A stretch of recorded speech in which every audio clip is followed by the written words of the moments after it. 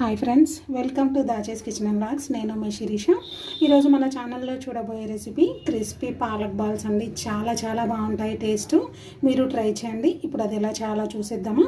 అలాగే నా వీడియోని లైక్ చేసి మీ ఫ్రెండ్స్కి రిలేటివ్స్కి షేర్ చేయండి. ఫ్రెండ్స్, మరిన్ని క్విక్ అండ్ ఈజీ రెసిపీస్ కోసం నా ఛానల్ని సబ్స్క్రైబ్ చేసుకుని పక్కనే ఉన్న బెల్ ఐకాన్ని యాక్టివేట్ చేసుకోవడం ద్వారా నేను చేసే లేటెస్ట్ అప్లోడ్స్ అన్నీ మీకు నోటిఫికేషన్ రూపంలో వస్తాయి. Thank you.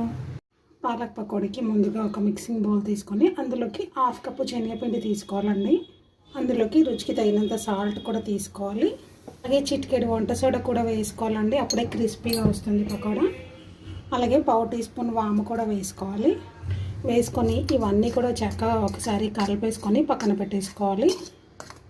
ఇలా కలుపుకోవడం వల్ల ఉప్పు, వాము, సోడా కూడా ఈవెన్గా కలుస్తుందండి. ఇప్పుడు ఒక మిక్సింగ్ బౌల్ తీసుకొని అందులోకి 2 కట్టల పాలకూర తరుగును ఇలా సన్నగా తరుక్కొని తీసుకోవాలండి.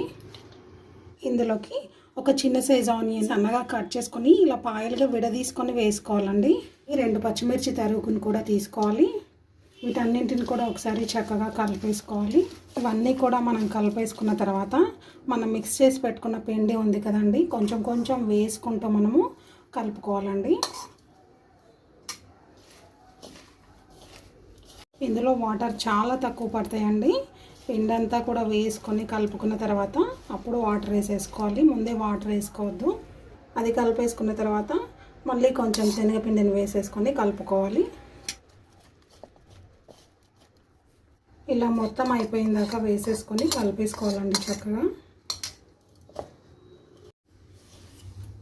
ఇలా మొత్తం వేసుకొని కలుపుకున్న తర్వాత ఒక 2-3 టీ స్పూన్ల వాటర్ వేసుకొని కలుపుకోవాలి. ఫస్ట్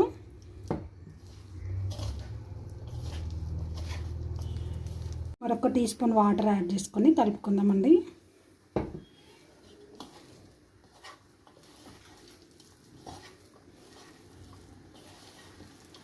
ఎక్కువ వాటర్ వేసుకోవద్దండి, మనకు క్రిస్పీగా రాదు.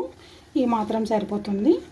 అంతా కూడా చక్కగా కలిపేసుకున్న తర్వాత చిన్న బాల్స్ లాగా చేసేసుకొని ఒక ప్లేట్లో పెట్టేసుకోవాలండి. ఇలా చేసేసుకోవాలి.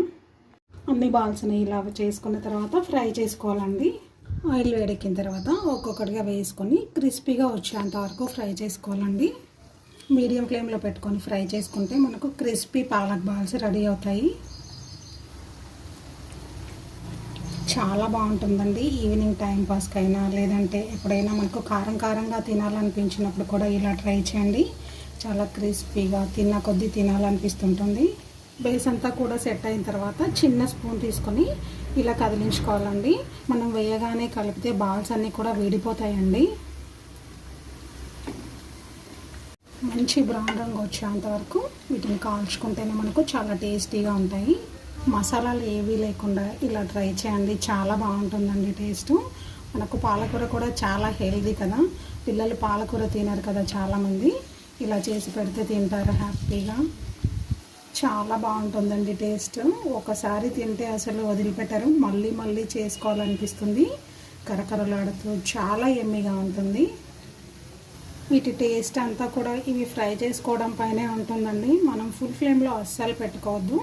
ఒకసారి ఆయిల్ వేడెక్కిందంటే మీడియం ఫ్లేమ్లోకి మార్చుకొని నిదానంగా కాల్చుకుంటేనే చాలా బాగుంటాయి.